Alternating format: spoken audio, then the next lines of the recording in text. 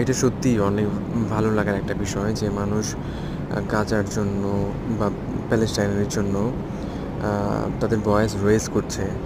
কিন্তু আমার মনে হচ্ছে যে আমাদের মানবিক মানুষ হিসেবে সকল ধরনের ওয়ার ক্রাইমের এগেইনস্টে দাঁড়ানো উচিত। সেটা হোক ফিলিস্তিনিতে, হোক সেটা ইউক্রেন।